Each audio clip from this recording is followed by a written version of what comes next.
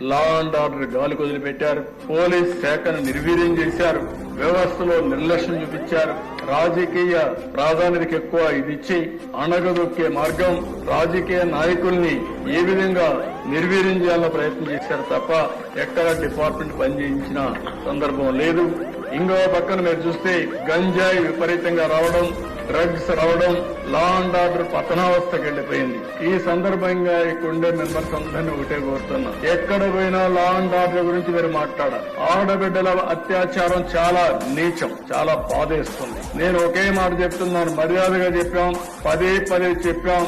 ఒక పక్క ఎడ్యుకేట్ చేస్తాం, ఇంకో పక్క వార్నింగ్ కూడా ఇస్తున్నా.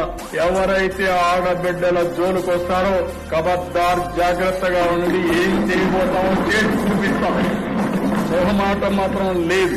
మీరు కావాలని గంజాయి తీసుకుని, ఇప్పుడైతే గంజాయి కూడా డ్రోన్స్ పెట్టాం.